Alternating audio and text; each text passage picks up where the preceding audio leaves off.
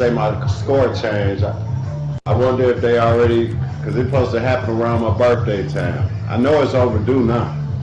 My shit was already at 740. Let's see what this gonna do. I'm gonna check this shit. See, that shit was supposed to go. I ain't no telling this bitch go up, go down.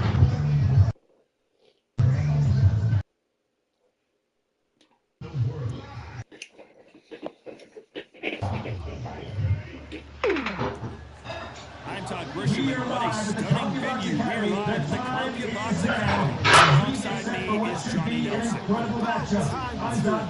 It's time for our tale of the tape. Riddick Bowe, 6'5", 240 pounds, with a reach. My shit went down 29 points. Taking on Shannon Briggs.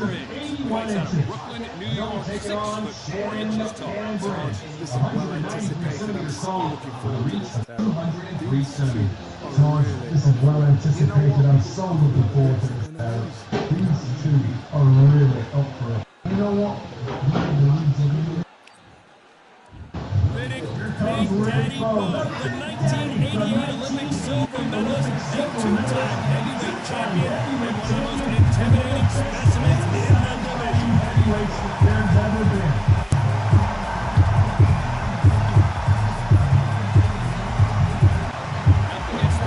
Shannon Briggs. Look at this monster as he makes his way to the ring. Former WBO heavyweight champion has still got it. Still tempting from back to dodge the wheel, so speed the fans out on the mechanism.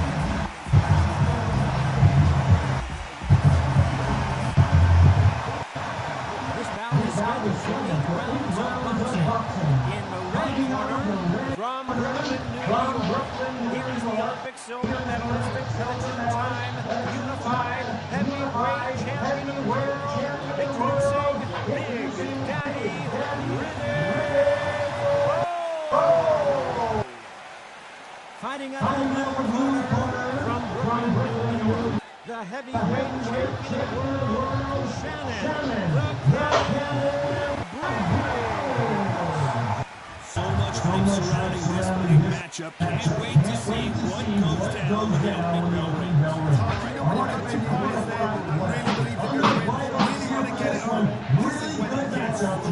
So a capacity crowd here for this one. We've been waiting a long time for this matchup. And here we go. Expecting an all-out offensive display. You still fucking cheating? He's a bitch-ass nigga, dog. Man, I'm about to fuck you up at all times.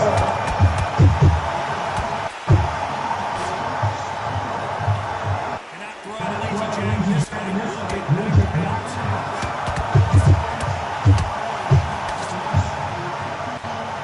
Not too many seasons having this continues to build this showdown. You see the nerve that's tell you so much about it.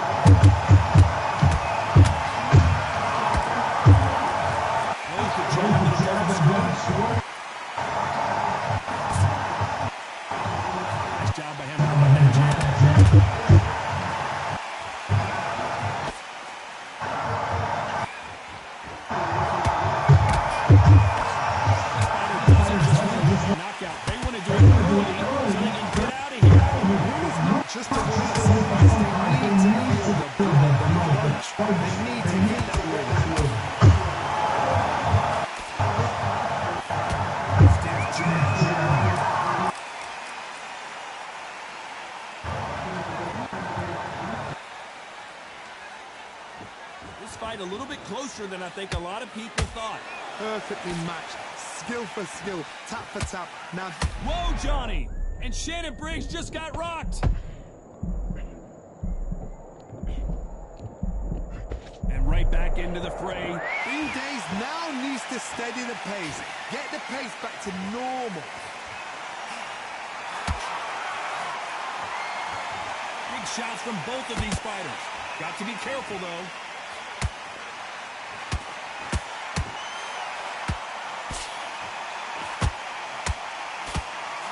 fighter told us yesterday, if he doesn't win by knockout, he doesn't consider it a real victory. That's the mentality he has. Tactics out of the window. These guys just want to brawl.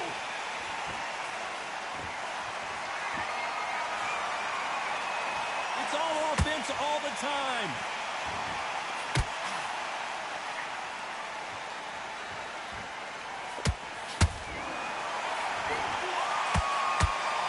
Big whiff with the right hook.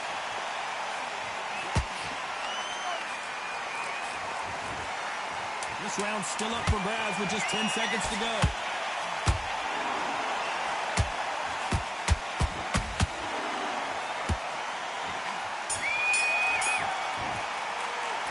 Let's talk about Bo in that last round. As bad as boxing judging can be sometimes, there's no doubt who won that round. You can't leave it up to the judges. It's up to you as the fighter, and the cornerman's got to put a firecracker on that fighter. Get out there and get the job done. Put him back in his place. But don't forget the jab and don't get carried away. Think about the defense on the Back together. You've completely switched off. Get your mind back on the job. That was a terrible round, that was. Come on. You let him back into the fight. You're much better than that guy. Don't be looking there for one shot at a time. Set him up. Get your boxing back together. You've been coasting for this entire... He's ready to go, but you've got to be smart. Otherwise, you'll see it and ride it. I want you to go back out there and take his confidence away. Go out. Just say him again. Don't change too much. Keep doing what Unfortunately, this fighter not going to get more time to heal up as we get set to jump. Women just need attention. Shit. These women be doing some dumb shit online, bro. Stay focused. Well, we've just taken a big breath, and here we go again.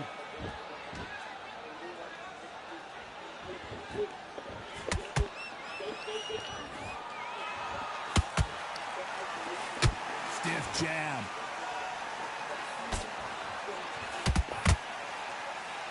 As it is in most heavyweight fights, don't blink because one big puller right there.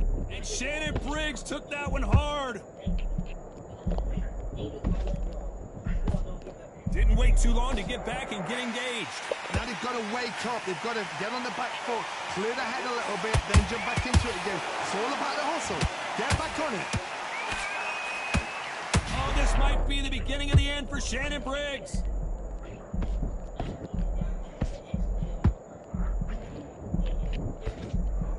A much better game plan here.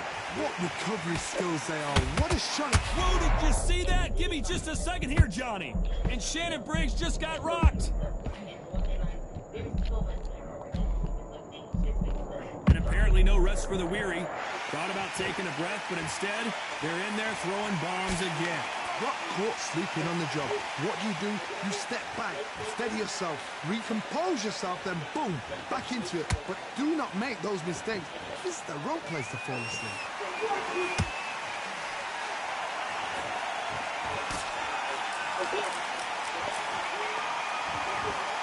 Some nice exchanges from both men in this round. Very close match. It shows the skill, the discipline, the respect both fighters have for each other, because no one dare do anything out of turn. Jab to the body. And Shannon Briggs took that one hard.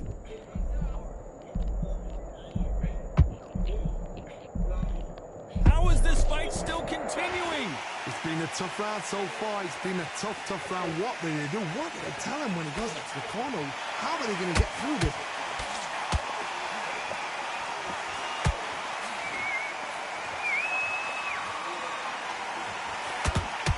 The hook scores. Oh, this might be the beginning of the end for Shannon Briggs.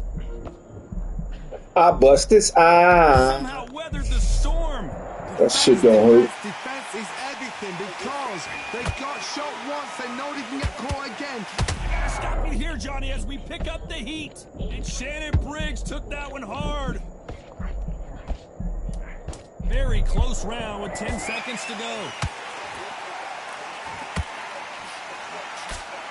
And Bo is dazed. Motherfucker. Let's talk about Bo in that last round. Pretty dominant 10-minute round there. Let's see how they respond here in the next round. I seriously hope the judges kept their eye on this fight, because if they haven't, there's going to be absolute uproar. Good work. Just keep him on the end of that. Jab back, get your rhythm back, and we'll go again. Just start sticking in a few body shots in there. Bury it up a little bit so we can't put you out. Hey, Mac, you got to get out there, switch on, and get your boxing back together. Get your line back, get your focus back, get your jab back. It's boxing, just be smart. He's ready to go, but you've got to be smart. Otherwise, Then win this round. You only lost one round. Nothing. Don't worry about it. you were thinking you were smart. You weren't loading up, but you were still landing your powers. Back, get your focus back, and get that jab back. It's boxing, be smart. Think about the defense on the end and what you do. Good work. The referee calling for seconds out. Right back into the action. Don't worry about it. The gap's full of there. Let's get it started in round 3.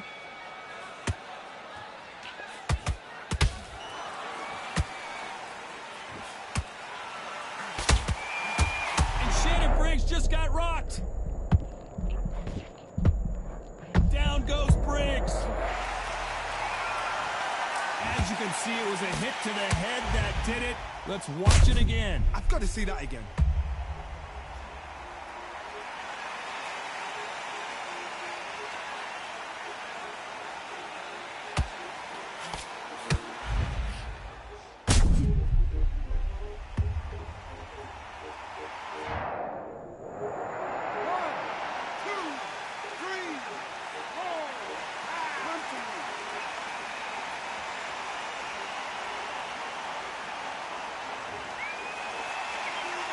The referee says we will fight on. Not sure about this one. Somebody can smell blood here. They can smell blood. They've got to be smart. Get in there. Then boom, back in the same spot again. It happened once. You got away with it. You can do it again.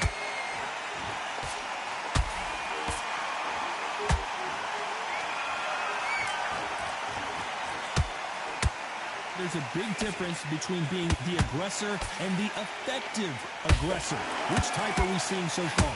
I've seen some aggressive fighters like this, and they are a nightmare. If you are not fit, that is the worst place. Whoa, hold on a second, Johnny. Oh, this might be the beginning of the end for Shannon. And as we see it again, there's no way to get up when you get clipped with a shot like that. You're right, Todd. What a shot.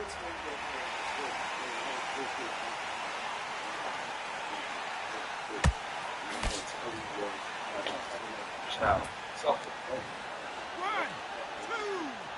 3, 4, 5, 6, 7.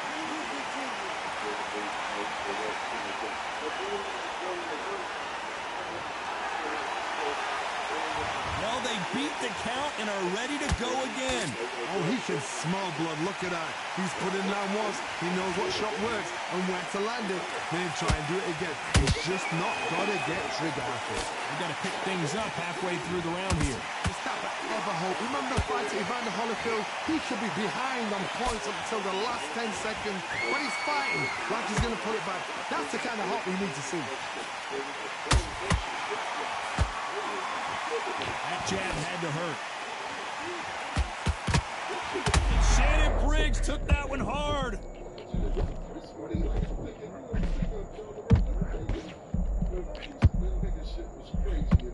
Disaster averted. Step back, compose yourself, compose the pace, then move, then step it up a little bit. Because if you're getting caught like that beginning, you get caught a lot more at the end. That counter shot lands.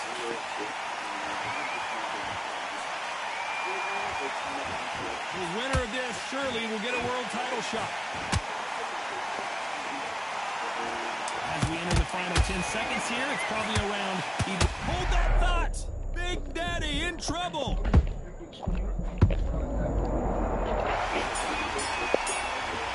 Wow, let's take another look at that. Shot from the gods, they say. A shot from the gods.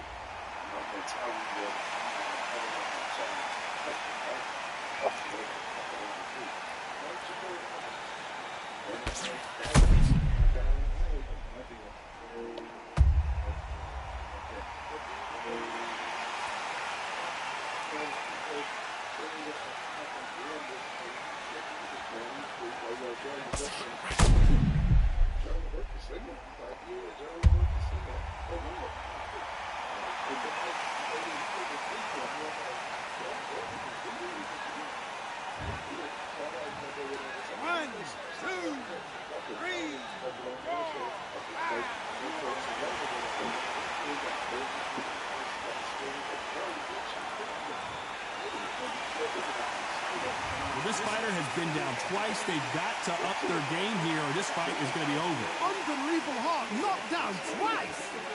Win around on the jab. And breathe. Good work, that's it. Now breathe. Just get your breath back. Good That round, don't worry about it.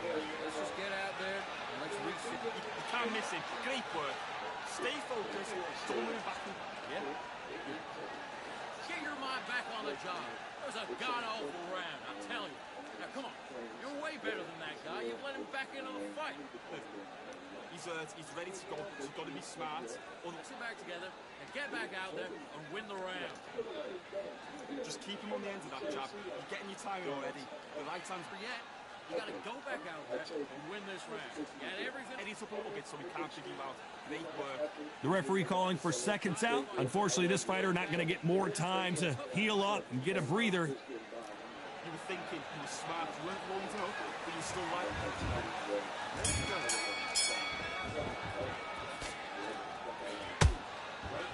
You couldn't write a script like this. This is like Rocky versus Apollo.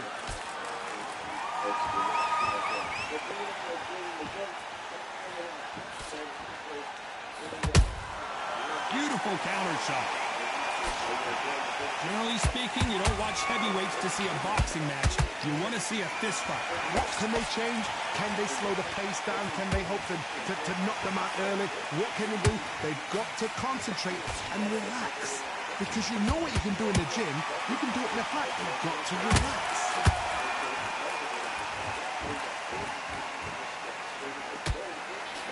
Only catching air with that hook.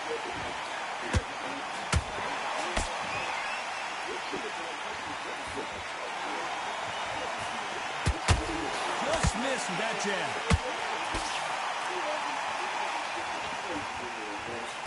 That uppercut's blocked.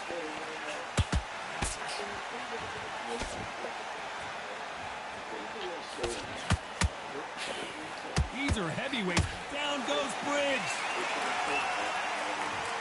Let's watch this again. He set it up perfectly and knocked him down. That's like... 1, 2, 3, 4, 5, 6, 7, 8, 9, 10.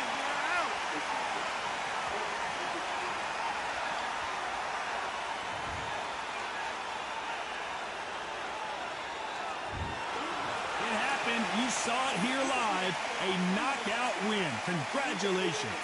accuracy, power, punch, perfect. That must hurt.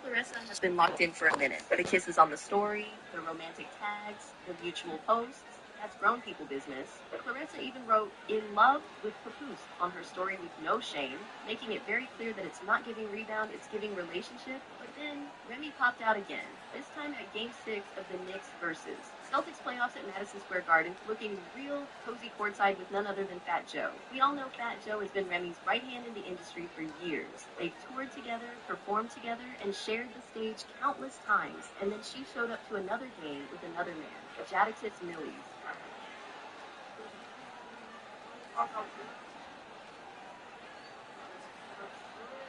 As soon as they were spotted sitting side by side, the assumptions flew in fast. Some defended her hard, saying, "So they're dating because she's sitting next to him during a basketball game."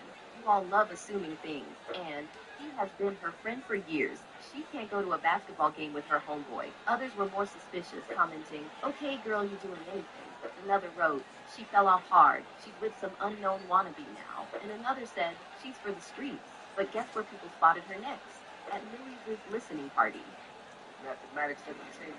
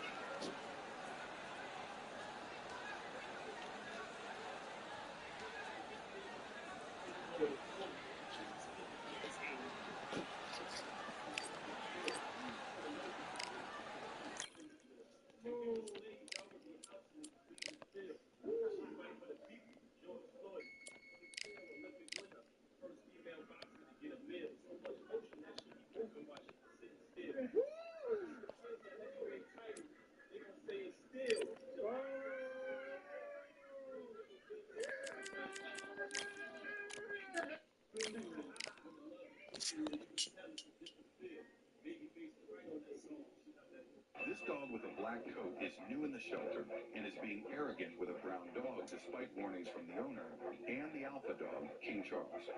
He becomes even more aggressive when the person tries to separate them, and suddenly we have the leader in the scene. The shelter becomes dead silent, and the arrogant dog tries to silently escape. But he has to bow down in front of King Charles first. Look closely. This brown dog is not getting aggressive, despite finding his opponent in a vulnerable position, because he respects the king's orders. The guilty dog snarls for mercy. The king wasn't in the mood to free him, but his beloved human asked him to leave.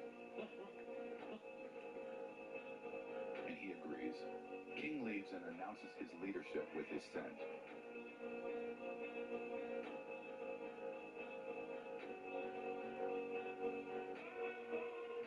This dog with a black coat is new in the shelter and is being arrogant with a brown dog despite warnings from the owner and the alpha dog, King Charles. He becomes even more aggressive when the person tries to separate them, and suddenly we have the leader in the scene. The shelter becomes dead silent, and the arrogant dog tries to silently escape. But he has to bow down in front of King Charles first. Look closely. This brown dog is not getting aggressive, despite finding his opponent in a vulnerable position, because he respects the king's orders. The guilty dog snarls for mercy. The king wasn't in the mood to free him, but his beloved human asked him to leave. And he agrees. King leaves and announces his leadership with his scent.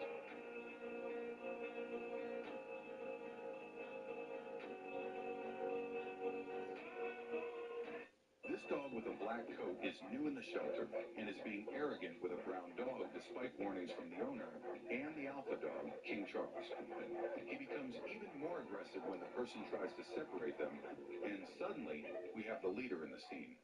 The shelter becomes dead silent, and the arrogant dog tries to silently escape. But he has to bow down in front of King Charles first. Look closely. This brown dog is not getting aggressive, despite finding his opponent in a vulnerable position, because he respects the king's orders. The guilty dog snarls for mercy. The king What color was kindergarten?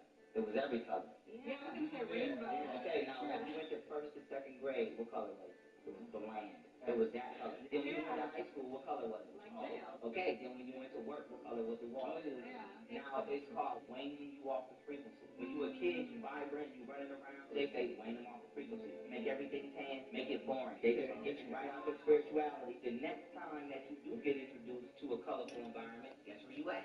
You in a club. If the club was this color, nobody was up. But this is black and it's universal light from red to purple. It's still like you in the universe. So this is why people like the club. It's called colorology. Even hunger. Hunger is triggered by the color red, yellow, and orange. What color is when Chick-fil-A, McDonald's, every franchise, I guarantee you, if they not all red, orange, and yellow, they have either one of them colors at a high value. This is people who literally socially engineer the world.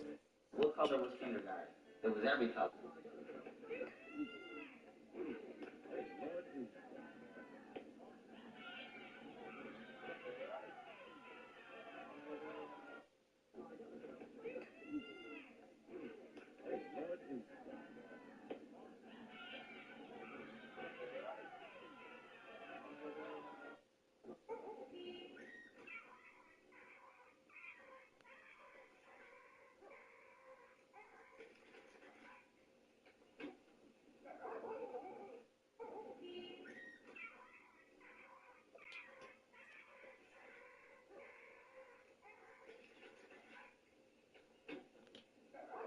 So what's the thong song do?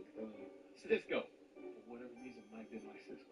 He didn't. So a big party, he was like, I can't wait for me thong. I hate thong. I hate that. Thong, get out of here. I hate that thong. And then, wait a minute, I literally remember Stevie Wonder not knowing what was going on. He was like,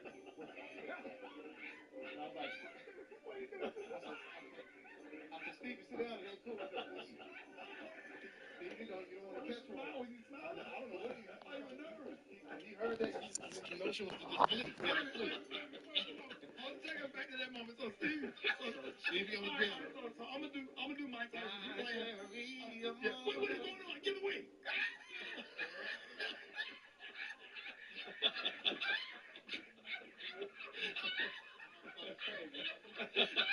So what's the thong song do? Cisco. For whatever reason, Mike didn't like Cisco. He did. So a big party, he was like, I can't wait for me thong. I hate thong. I hate that. Thong, get out of here. I hate that thong. And then, wait a minute, I literally remember Stevie Wonder not knowing what was going on. He was like, what I said. And I was like, wait a minute. I said, Stevie, sit down. It ain't cool. I said, listen. Stevie, you don't want to catch one. Why was he smiling? I don't know what he was. I was nervous. He heard that. His notion was to just flee. But Mike's a good man. Good man. In the Bible. Set up. Stay on, son. Come on. Hold up. Let me practice something. Oh, gosh, that's a good one. Come on. Stay on. Come on. Get him up. Really. Come on. Crack back. Don't let him pull you in. Come on. Real, son. That's not big. Come on. Stay on and don't let him jump. Come on, son. Yeah! Let's freaking go, boy! Let's go! Go, boy! Yeah! man. Let's go, kid.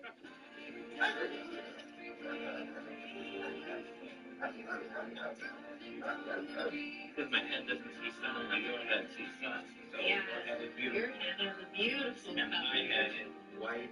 It's a paper. The map of Africa is upside down. Incredible. I'm going to tell you why Africa got flipped, by who, and what turning it right side up reveals about the true origin of ancient Egyptian civilization. Pay attention. The Nile flows south to north from deep within Africa out to the Mediterranean. And when you follow it upstream, you don't start in Egypt. You start in Sudan. But it wasn't always called Sudan. It was called Nubia, the true source of Egyptian civilization. Sudan has more pyramids than Egypt, older ones built by the Nubians, the pharaohs who ruled Egypt long before the stories you know. So why does the world see Egypt as the start? Because modern maps were made from a European point of view, with Europe on top and Britain at the center. But North isn't natural. It's simply a perspective, a choice. Ancient Africans never saw Europe as the top. To them, the source of life flowed from the south, not the north. What we've been told is the sub-Saharan bottom of Africa was, for thousands of years, the top of the known world, long before the dawn of European civilization. A map of Africa. Hell no! Get that nasty ass out of here! I didn't know that was you! You know I was in here! You're the nasty, common freak! There's a naked linebacker in our shower right now. Yeah, you done pulled that little white girl up in here. Now you trying to sneak around and see some black meat girl in your phone? I didn't try to come here and look at you. How the hell did my feminine walk? I can see why you can't keep a man down. You got to lay off some Milky Ways and Doritos and tortilla chips. And your mother should have said them goddamn drugs. She was pregnant with you. That's what's wrong with your black ass. God, your titties are huge, Betty. Look, I'm gonna tell Daddy. I'm gonna tell my daddy that you are in here trying to see my treats right here. You gonna be lying if you tell him that. What are you doing in here? I thought, can I just give you this bubble gum and get on out of here? Well, you want a Chick-fil-A, that's what you got. I'm Burger King. I'm a double wide. When you want to see this dog meat, I don't play that foolishness shit. I do want to see the black meat, but I don't want to see a bundle of it. Get out of here, you sick, nasty bastard. Hell no. Today we're doing the 40 and up challenge. Excuse me, can I drop a jewel on you one time? Hey man, keep in mind this. If you can't do something genuinely, don't do it at all. Okay? And the reason why I feel like that is necessary is because everything you do genuinely comes with more than just the action behind it. You know what I'm saying? That means it's got your support behind it. It's got your love behind it. It's got your full work ethic behind it. It's got your true intentions behind it. You know what I'm saying? And that's important. Because if you think about it, a lot of the actions we partake in, especially things like the perfect example of the job, you're doing that just to pay your bills. You know, you're not doing that genuinely. But I say that because I want you to keep in mind that if you are working a job, that job is to pay your bills. Okay? Now, I'm not saying don't climb up the ladder, don't try to do better. You're supposed to do better. But what I'm saying is don't expect the job to be more than what it actually is. A job is to pay bills. If you want to get your hustle on, you want to get your grind leveled up, if you want to make really good money, you can't depend on just a job solely. Not to mention, you would never be able to go to work. And this is 95% of people, not everybody. But you'll never be able to go to work and say, I go to work and do everything genuinely. It don't even sound right. But you could have a side hustle or something that you have a passion for on the side of the job. And that can be done genuinely. So my point is this. Everything in your life besides your job, which is the one thing that you have little to no choice about, depending on the person, their background, and their expertise, do it genuinely, man. Because that's what's going to make it take off. You love your woman genuinely, relationship is bound to elevate. You love your side hustle genuinely, whatever it may be, it's bound to elevate.